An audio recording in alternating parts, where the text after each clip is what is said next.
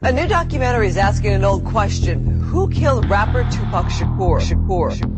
It's not what you know, it's what you can prove.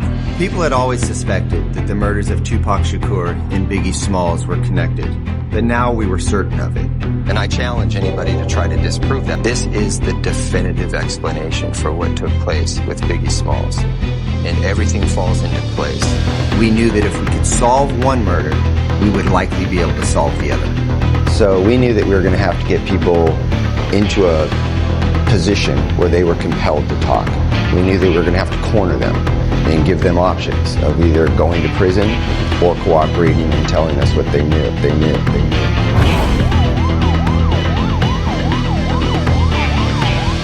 Don't tell me that you didn't go to Las Vegas. What you're going to tell me, Greg, is who you went there with and where you stayed. Real people, scenes, and events have been recreated using artificial intelligence tied to real graphic events, which may not be suitable for all viewers.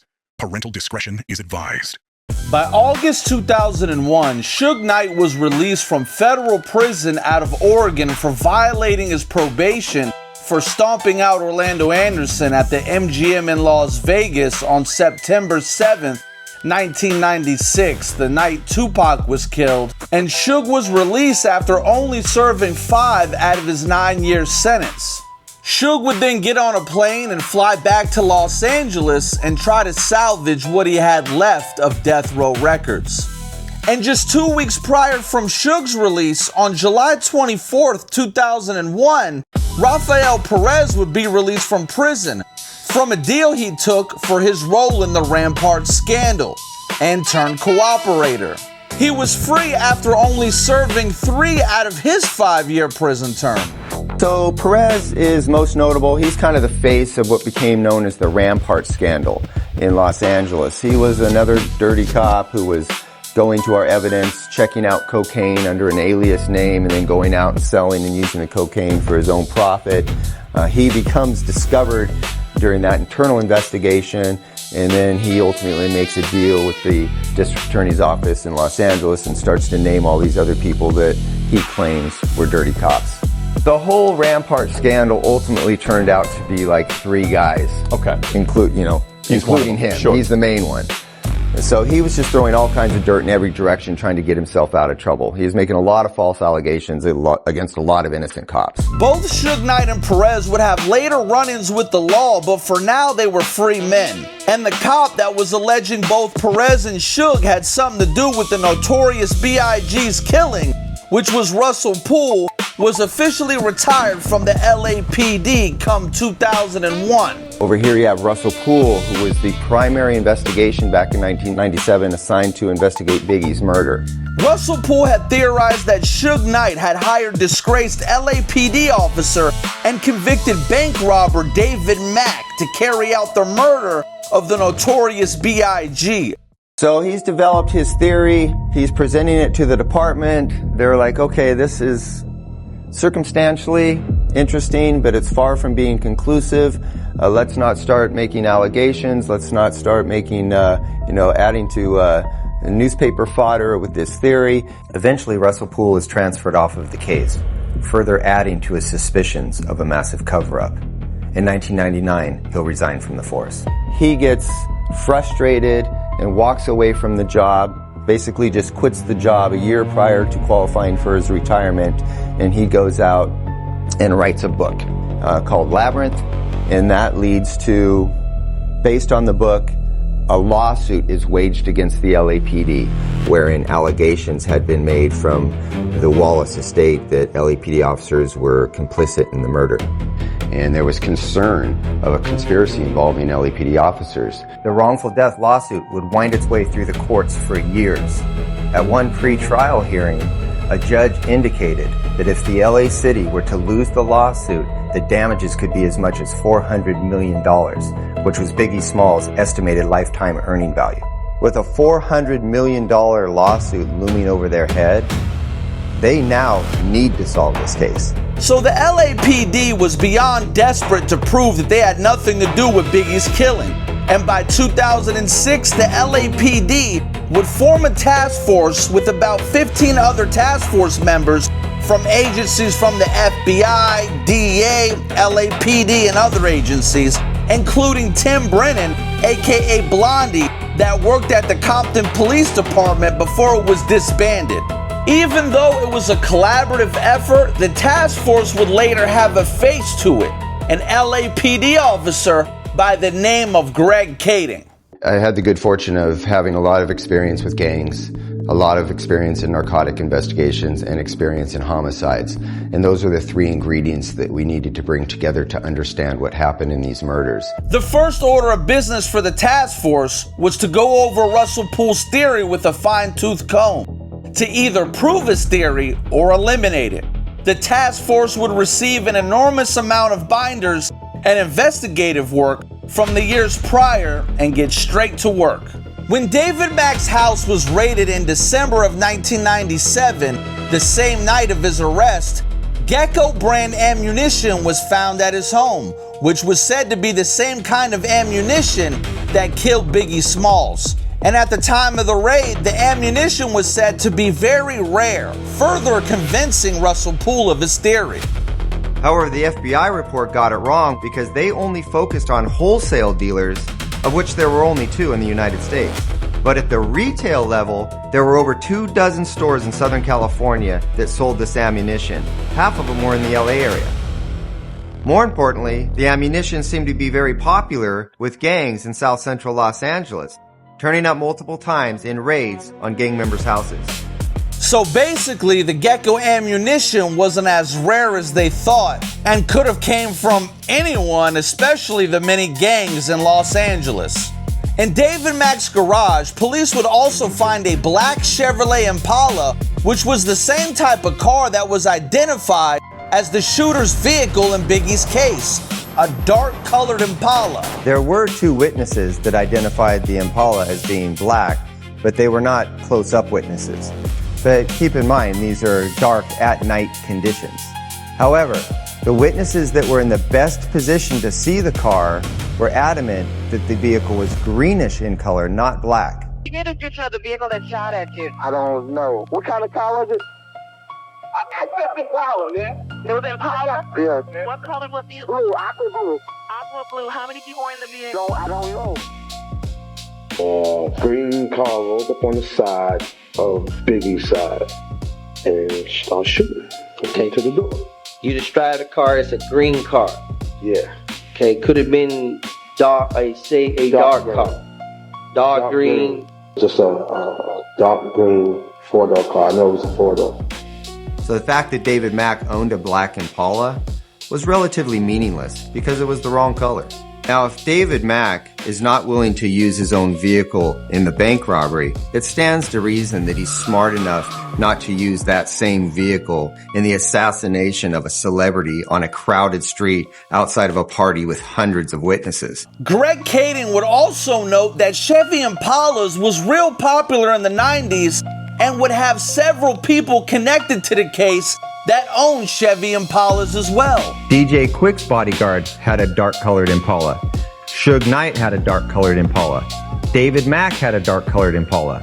Kevin Hackey had a dark-colored Impala. A Southside Crip by the name of KEEFE D that was at the party that night also had a dark-colored Impala. There were Impalas all over the place. The next major clue in Russell Poole's theory was the connection to David Mack's alleged accomplice, Amir Muhammad. Adding to that, we discover that while he was in jail for the bank robbery, he's visited by this guy named Amir Muhammad, and he goes into the jail and visits David Mack. He becomes aware of this visit, and he finds out that during the investigation into Biggie's murder, an informant had mentioned the name Amir as being the shooter of Biggie Smalls. Tell me what you know about the Biggie case.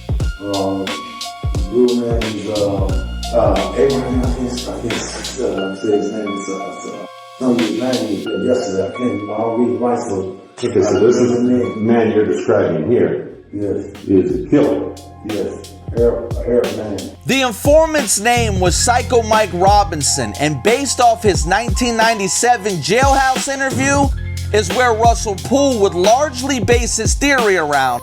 But when Greg Kading peeled the layers back on Psycho Mike Robinson and Amir Muhammad, he saw more errors in the Poole theory.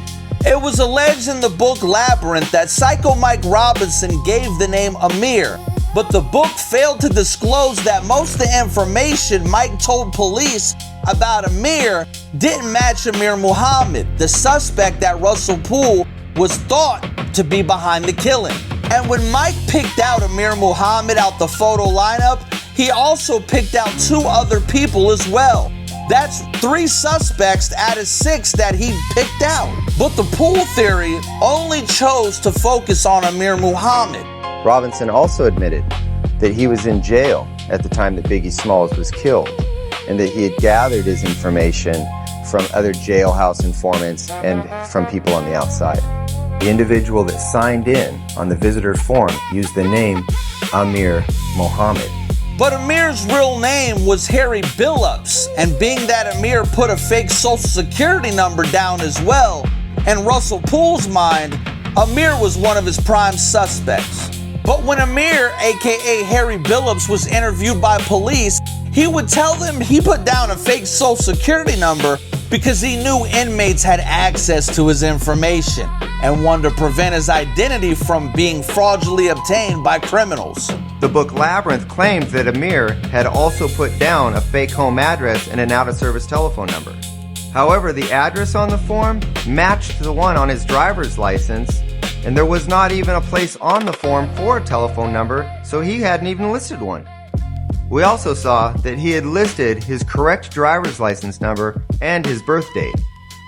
So if he's trying to hide his identity, why does he use his correct address, his correct driver's license number, and his correct birth date?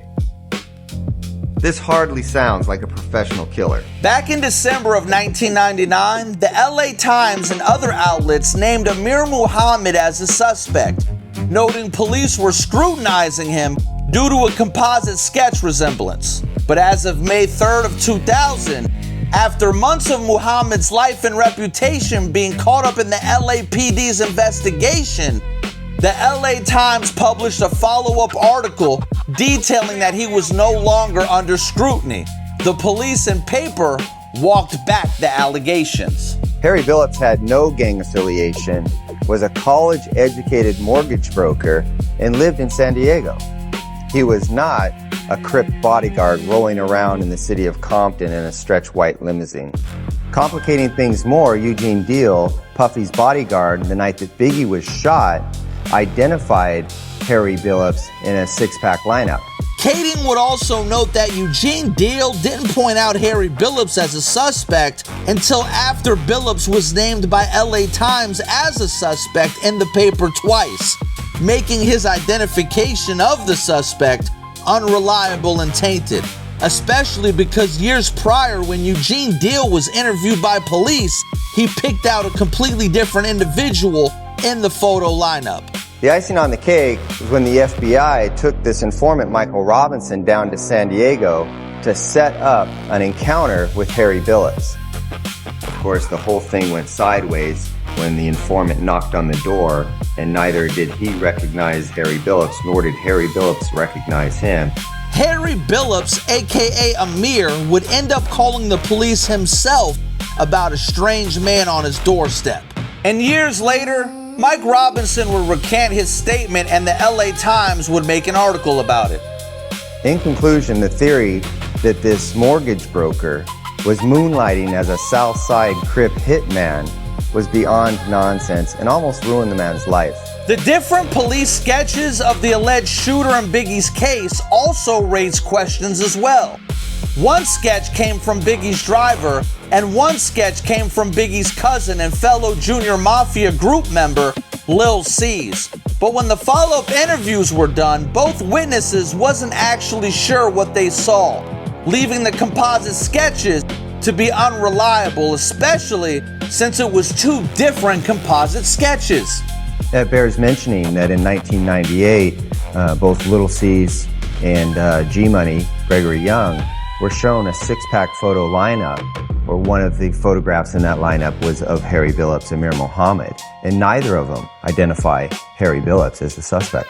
Combing through a few more details, Greg Kading and the task force would ultimately disprove and rule out Russell Poole's theory. And after that, they would start from scratch and create a suspect list of 5 different potential suspects that they would try to contact and reach out to. But before Kading and the task force would get into those suspects, they would start from scratch and analyze the East Coast versus West Coast beef involving Suge and Pac versus Puffy and Biggie, with their respective coasts following suit. Tupac Shakur and the Notorious B.I.G. shared a genuine brotherhood and mutual respect at one point in time. Tupac acted as a mentor to Biggie, offering career guidance and sharing music advice, and even opening up his own home to the younger rapper whenever he was in California. But all that would change when Tupac would arrive at Quad Studios in New York on November 30th, 1994, where Biggie and Puffy would coincidentally be there recording music for Biggie's Junior Mafia album. He said he went to there, do the song in the studio, to the studio, at the bottom of the studio. He said it was niggas sitting all in the, downstairs with newspapers and shit. He said it was like some movie shit, you know what I'm saying? It was like motherfuckers looking over their newspapers and shit like this, you know? He figured something was kind of funny when he seen that, and he get in the elevator, and dude run up in the elevator. He pull out the pistol, pull out a 45, and tell him to give him his shit. And Pac said, I didn't want to give up my shit. I grabbed the nigga gun. And, they start tussling with the pistol. He said, me and the dude caught eye contact when he shot me. He said, I just started holding on to the gun more, struggling with the nigga, and he shot again. And he said he kept struggling, then he said he shot one more time, and he shot him in the nuts. Pac said, that's when I fell to the ground. He said the nigga shot 2 more times, and I guess hit him in the back or the shoulder and grazed his head at the top. He said they ran out the elevator. He said he rolled over and pulled out the swishers and the weed and started rolling a bloody blunt. He said, I want to die high. He said he got to the top of the elevator, the doors open, and he said niggas was looking at him like they seen a ghost. I mean, my recollection of the story was I was shooting a video, the second half of Warning, which is on the B side of Big Papa, and I was shooting that around the block, and I heard my man was up in the studio doing a Junior Mafia session. So I got up at the reception area and I saw Andre and Little Sean. So I saw him saying what's up to me. I'm about to get on the elevator, and he comes out shot. Me and my man, we try to sit him down. He called his mom. He asked my man if he could roll him a blunt. You know what I'm saying? He asked him if he's all right. He's just like, yeah, I'm all right, I don't know what's going on. Automatically was like, y'all motherfuckers, set me up and shit. Y'all could've told me them niggas was downstairs and all of that, The Tupac article had me pissed off, you know what I'm saying? He dissed my man, said my man turned his back on him, and I know for a fact that didn't happen. The rumors that's spreading is on some tip like we set him up, you know what I'm saying? And that's crazy. While I'm in jail, strangers is telling me, yo, you don't know? Biggie homeboy shot you. Cause they bragging, they telling they niggas in jail, yo, we just got popped. And my cousin was in jail in New York, cause I got family out there. He sit right there by the niggas getting the call going, yo, my homeboys just jacked that nigga Tupac. So that's how I knew shot me, what happened, and everything. Last night, just after midnight, at 723 7th Avenue, that's between 48th and 49th Street, our rap star, Tupac Shakur, and 3 members of his group were robbed and shot. They shot me. Straight up. I just kept thinking, they really did shoot me. It's not important that other people know what happened to me. I just said it. Now that I said it, it's dead. You can believe me or not believe me. I did what I had to do. In 1994, Tupac Shakur went on trial for essay and weapons charges stemming from a 1993 incident at a hotel in New York, where a female fan alleged she was assaulted by Tupac and his associates. Trial in the transcript, if y'all dig deep and be reporters, you'll find out I wore a condom. It was her who me. It wasn't me who went down in the dance club and out. It was her in the dance club who had she should be charged, not me. What kind? They're making like I'm some big gruesome animal. And what about the guns? That's the other trouble. No, it's not has nothing. It's not my liking for guns. What about the NRA? We all have a right to bear arms. I have that. I have that same right as you do. Just because I'm black doesn't mean I shouldn't have a gun. I have a legally own guns. I legally own guns. Why would I come to New York and be unlawfully owning 2 guns? And just the very next day, on December 1st, 1994, after Tupac was shot at Quad Studios, he would be rolled into court in a wheelchair and bandages to await the verdict of his sentence. Open up, please. Open up, please. Excuse me. Step back, please. Just keep it tight. That's all. Mr. Shakur, how are you this morning? The jury acquitted Tupac on the more severe charges, including first-degree SA and weapons possessions. However, he was convicted on 3 counts of first-degree SA for touching the victim. And by February 7th, 1995, the judge sentenced Shakur to 18 months to 4.5 years in prison. And just over a week later, on February 20th, 1995, the Notorious B.I.G. released the song Who Shot Ya as the B-side to his Big Papa single, with many people, including Pac, would think the song was a direct diss against him.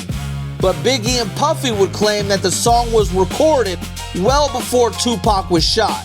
And by August 3rd, at the 1995 Source Awards, Suge Knight would take the stage to accept his award for Motion Picture Soundtrack of the Year for the Above the Rim soundtrack. And unexpectedly, Suge Knight would diss Puffy and Bad Boy Records on stage while they were in the audience in their home state of New York, and officially would ignite the infamous East Coast versus West Coast beef. I'd like to tell Tupac to keep his guards up. We ride with him.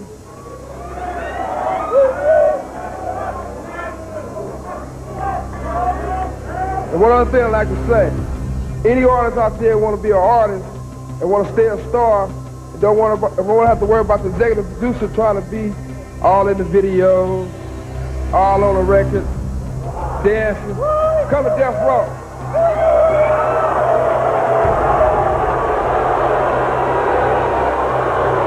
The East Coast don't love Dr. Dre and Snoop Dogg. The East Coast ain't got no love for Dr. Dre and Snoop Dogg and Death Row. Y'all don't love us. Y'all don't love us. Well, let it be known then.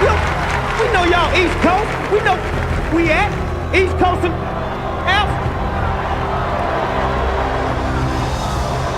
I'm the executive producer that a comment was made about a little bit earlier. But check this out. Contrary to what other people may feel, I would like to say that I'm very proud of Dr. Dre, of Death Row, and Suge Knight for their accomplishments. And all this East and West that need to stop.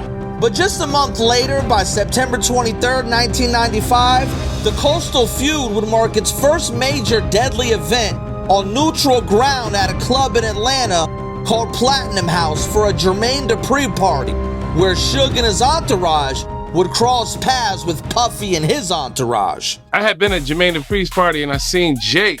I got a business card from him. It said, President of Death Row, Jake.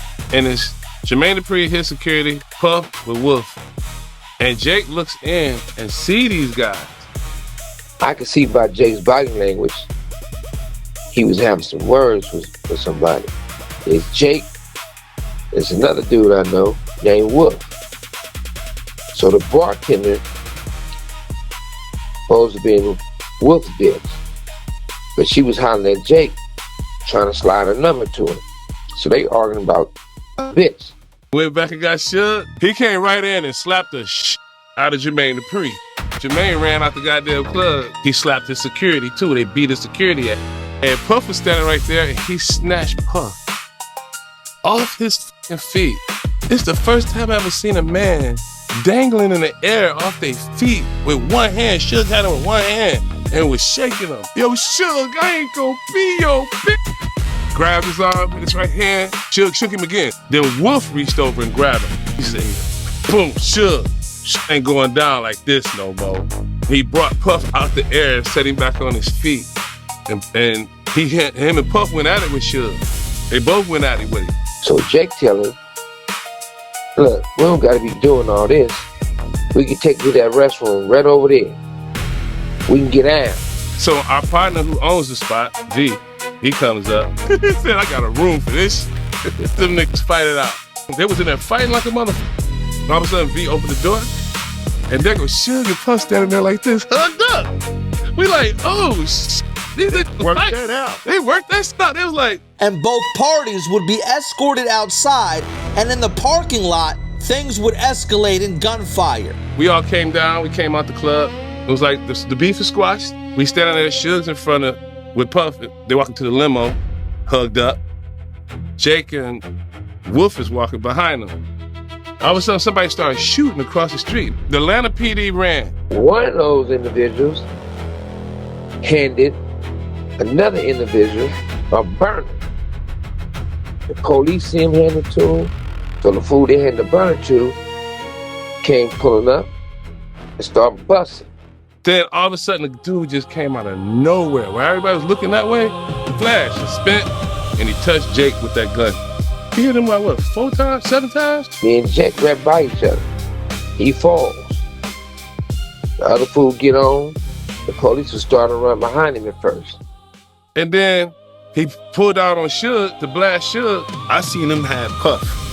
That's when he had Puff in that chokehold. And that's when they wouldn't shoot. The nigga who was shooting came around the corner. He came around the corner with the gun, and he drew down. He stopped and looked at us and froze. And he had the gun in his hand. Then took off. Walk around there and go see Jake. He was on the ground. He was like, do it look bad? Mm-hmm. Do it look bad? And my man was like, nah, it don't look bad, just breathe. Puff kept going, man, it's gonna be all right. Suge was like, it's gonna be all right. Tell your kids it's gonna be all right. Then he like slapped the shot of Puff again. Bow! What was said and what was done to Puffy, he know and I know what was done.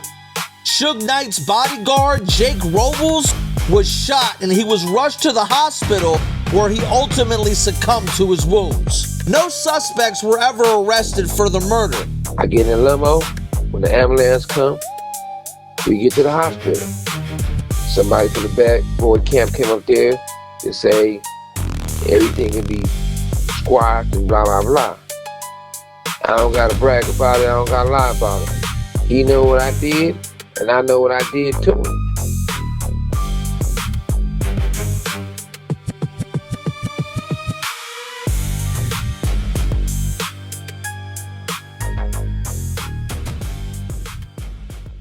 By October 1995, Death Row Records CEO Suge Knight secured Tupac Shakur's release from New York's Clinton Correctional Facility by posting his $1.4 million bail.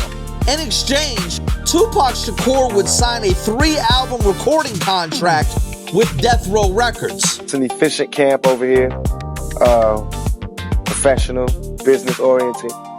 I like that. At the Soul Train Music Awards on March 29th, 1996, Bad Boy Records and Death Row Records would be in attendance that night. And the Soul Train Music Award goes to Notorious B.I.G.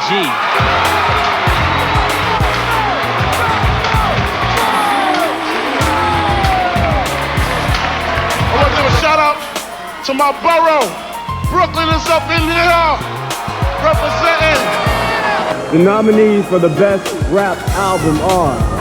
And the Soul Train Music Award goes to Me Against the World, Tupac! Tupac couldn't be here tonight, so we're going to accept this award on behalf of him. Thank you. And as Puffy and Biggie were exiting the venue to wait for their vehicles, Tupac and Suge Knight pulled up in a Hummer accompanied by a large entourage. Tupac would step out the car and taunt Biggie and Puffy and their crew by yelling West Side and other things. Guns would eventually be drawn on both sides, and Biggie would stay calm during the situation. And eventually both crews would lower their weapons and go their separate ways without incident. Tupac Shakur released his legendary diss track, Hit 'Em Up, on June 4th, 1996, featuring his group The Outlaws. The diss track was a direct response to Biggie's Who Shot Ya track. And in this diss song, Tupac would claim to sleeping with Biggie's wife, Faith Evans, something she would later deny. Faith, my homegirl. I just want to send a shout out to Faith. Hey, girl. And I'm like, wait a minute. I mean, what? I was angry at first. Like, no, that's not true. Like, that didn't happen. Like, all at the same time, I was angry. I was of course, humiliated. Of course, afraid of what my husband is going to think. I mean, we were going through problems, but he was still my husband. Biggie would tell everyone from Junior Mafia not to respond or they would get cut off. And even though Biggie would later throw subliminals on records and interviews, he would never fully directly respond to Tupac. He just always wished that, everything would just go away and, he just wanted to make music because he always knew that if we ever fell into that, we'd be playing with fire. And between April and July of 1996, Southside Crip member Orlando Anderson and other Southside Crip members who was allegedly affiliated with Puffy and Bad Boy Records would allegedly snatch a Death Row affiliate, Trayvon Lane's Death Row chain off his neck. Allegedly, street rumors would claim that Puffy put a $10K bounty on these chains to anyone who can bring him the chain. There was conflicting reports about the chain snatching being successful or not. The story may vary depending on who you ask. So as we're looking into this, we know about all the conflict that's taken place between these crews, between Bad Boy and Death Row and Pac and Big, and of course the gangs. And even though Greg Kading was officially working the murder case of Biggie Smalls in Los Angeles, with no jurisdiction to Tupac's murder case in Vegas, he felt they were connected. And if he could get answers for Pac's murder, then he could get answers for Biggie Smalls' murder as well. So the task force would work on both simultaneously. The task force would try to question Trayvon Lane, Tupac's associate and Death Row employee who got his Death Row chain allegedly snatched by Orlando Anderson, which was allegedly the reason why Tupac attacked Orlando Anderson at the MGM Grand the night Tupac was shot, and who was a part of the entourage who jumped Orlando Anderson at the MGM that night as well. But Trayvon Lane would stick to the street code and refuse to give police any information. The task force would also get a similar result when they confronted Corey Edwards, an alleged Southside Crip who was said to be in Vegas the night Pac was shot as well, and who was also at the party Biggie was heading to when he was shot coming from the Peterson Automotive Museum. Biggie was having an after party after the bride party at a mansion in Hollywood, Bohemia. And we were just going straight up to the mansion. But even with the task force holding these drug charges over his head, like Trayvon, he refused to cooperate with police. Next, we interviewed Michael Little Al DeRoe, a Southside Crip and friend of Orlando Anderson's. Michael was doing life in prison involving an incident in 1998 with Orlando Anderson. The pair confronted 3 corner pocket gang members at a Compton car wash over a drug debt when a shootout happened on both sides, killing 2 of the corner pocket gang members and Orlando Anderson. Michael DeRoe, the sole survivor, would end up doing life for all 3 homicides. When we interviewed Michael DeRoe in Pelican Bay Prison, he told us that Suge Knight had hired the Southside Crips to kill Biggie Smalls. However, when we started monitoring Michael DeRoe's mail and phone calls from prison, we discovered that he was scheming with his cousin to provide this fake story to the police in hopes that he would be moved out of Pelican Bay into a lesser secure prison. Now, why would Suge Knight hire the Crips to kill Biggie when Suge mainly affiliated with Bloods and the Crips mainly allegedly affiliated with Puffy? It didn't make much sense, but this alone wasn't enough to rule out the possible rumor, especially when a similar narrative was being thrown around in the streets and would eventually make it to the LA Times. Years later, in 2002, LA Times writer by the name of Chuck Phillips would write an article titled, "Who Killed Tupac Shakur?" This article would allege that Biggie hired the Southside Crips and paid out $1 million for the hit and provided the money and weapon to an alleged Southside Crip gang member, Orlando Anderson, and claimed he was the gunman. The first time he wrote it, it sounded really weird, but there was because of his credibility and because of who he wrote with. You thought about it, but it didn't make real sense. This allegation was based on court documents and interviews with police and gang members and witnesses as well. This article would allege that Biggie was in Vegas the weekend Tupac was shot and registered to stay in a hotel in Vegas under a fake name.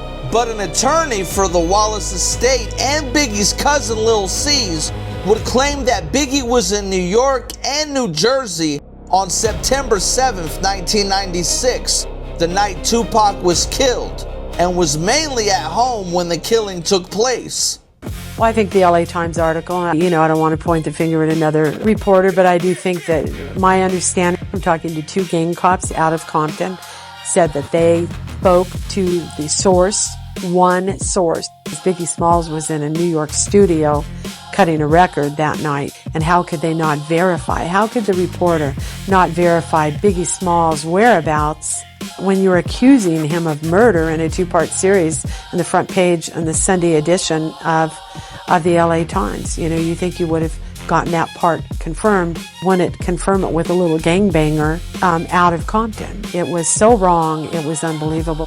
Street rumors would later claim that Biggie didn't actually pay the Southside Crips for the actual hit like he promised, and there was $1 million debt that turned into $1 million bounty on Biggie's head, and Biggie was killed for failure to make payment.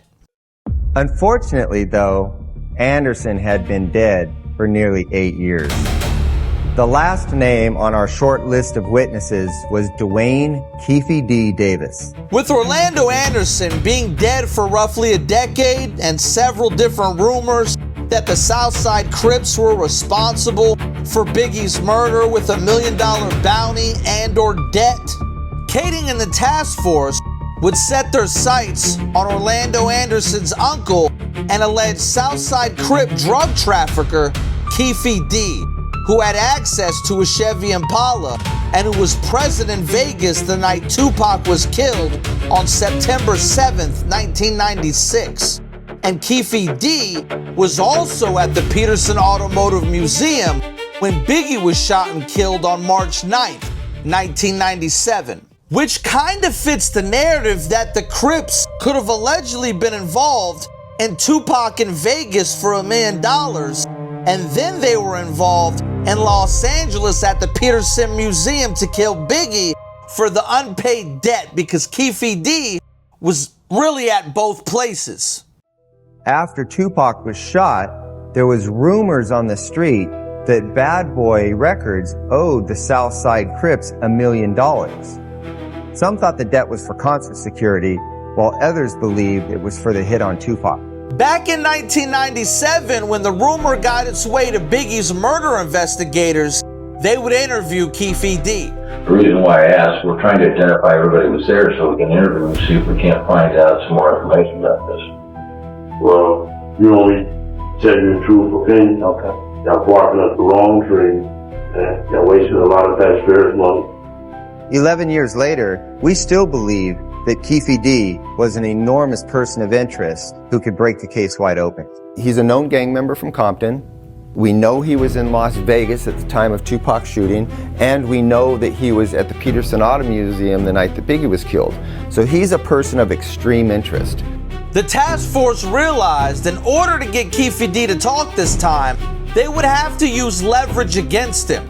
The DEA happened to be investigating KEEFE D and other Southside Crips and family members of his at the same time for interstate drug trafficking.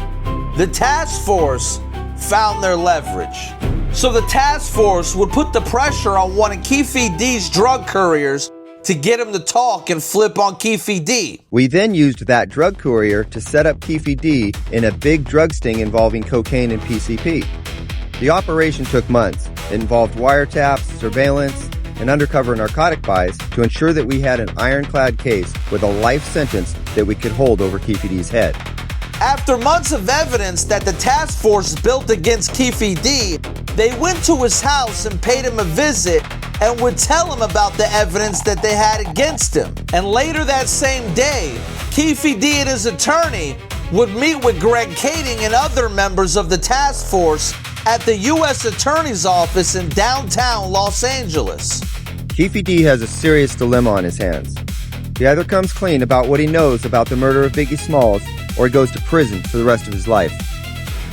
Now, our drug investigation of KEEFE D didn't stop with KEEFE D. There were several of his close associates. In fact, there were close family members of his who got caught up in this investigation. So KEEFE D's decision to cooperate wasn't just to save himself. He was trying to save his family. KEEFE agrees to cooperate with the government and that it will be a proffer session in which nothing that he tells us can be used against him unless we find out that he's deliberately lied to us. Kading and the task force had multiple meetings with KEEFE D, and at the second meeting, they would tell KEEFE D that they would need to go over what happened with the details of Biggie Smalls' death. KEEFE D began by telling us that on the day that Biggie was killed, Puffy had invited him to the vibe party at the Peterson Auto Museum after they had attended a celebrity basketball tournament earlier in the day.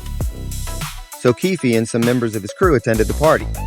When I first got there, they gave us like 12 tickets, and we had like 18 people, so I had to go converse with Puff. They had it kind of roped off. They knew who I was, so I asked Puff for some more tickets to get the people in. He like, the feds is in this building. They've been following us since we got off the plane. He said, the hip-hop police and the feds. I said, for real? He like, yeah. So I don't want y'all to catch y'all heat. I got some bottles. He gave us like 5 or 6 bottles. We went over to the other side of the room. This claim was backed by KEEFE's friend, Corey Edwards. But you did have some friends that did go to the live party. Yeah, I heard some friends of mine was there. And who was that? Well, then I heard KEEFE Winston was at the party. KEEFE D. KEEFE offers Combs extra security at that point, but Combs rejects, telling KEEFE, hey, the feds are all over me, obviously not wanting to be seen publicly with these gang members. I converted with Big. Biggs wanted some of that weed because the shit was smelling real good. You know, that California shit. He loved it. California, you got that California orange? You know what I'm saying? I'm like, yeah. Where did these guys from Compton approach you and ask you for that you want them to provide security? Did I want security at that place? At the party? Yeah. At the museum? Yeah.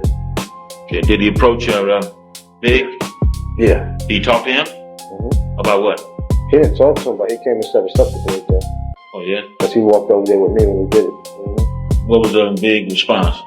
Show us up. Smack hands. Show us up. So we're sitting around, just leave the party.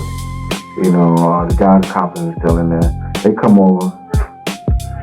What did they say? Did they come over and speak to you guys? Yeah. Speak to Puffy and I speak to them just like, yeah, what's up, what's happening? Yo, y'all want some? Nah, you know, like that. Y'all want some of this bottle? Like that? Nah, you know, ice and coke, you know, like that. KEEFE D warns Puffy about the presence of death row personnel and blood gang members at the party. We going to the Beverly Hilton after this over with. So y'all need to come. Bring some of that shit with y'all. Like, oh yeah, for sure. We you know what I'm saying? Boom. Maybe about an hour later, fire marshals came and closed it down. So it was overcrowded. Yeah, all of them got in their cars and shit. So Biggs came up to his window. And he like, big dog, y'all coming? I'm like, yeah. Gave me dap, boom, boom. Pulled out to the right.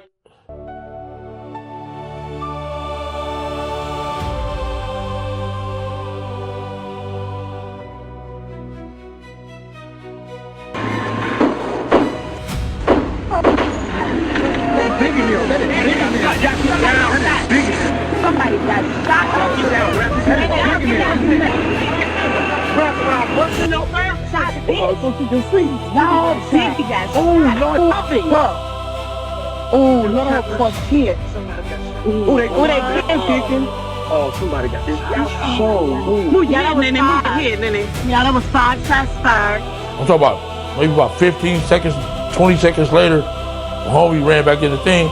They just killed Biggs. I'm like, what? Man, they just killed Biggs, dog. I'm like, you bullshitting. Shot his shit up. At this point in the conversation, KEEFE D looks squarely at us and says, that wasn't us. He knows that we think that he's potentially involved in the Biggie Smalls murder. So when he says that wasn't us, it begs the question, well then what was? At this point, we concluded that KEEFE D's big bargaining chip was Tupac, not Biggie.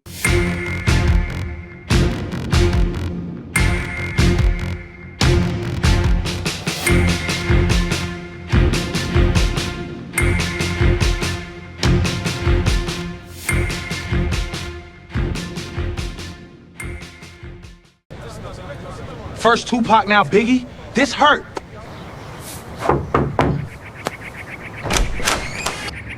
Carlos is making crosses for Biggie. He's at the end of the road. You think they'll find out who killed Biggie? What about Tupac? Maybe one day if we keep praying. Do you have more string and sticks?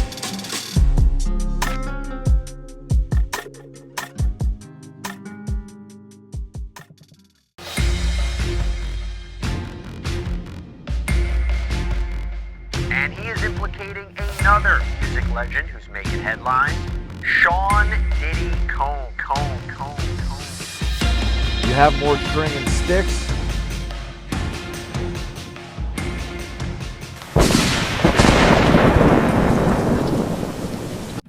Shadows creep when the daylight fades, whispering promises through the haze.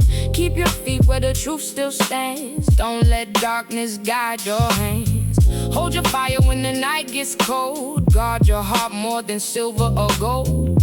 When the crossroads call your name, walk on through and don't feed the flame. Every alley's got a story told, but every smile can hide a soul turned cold. Keep your eyes on the narrow road, leave behind that heavy load.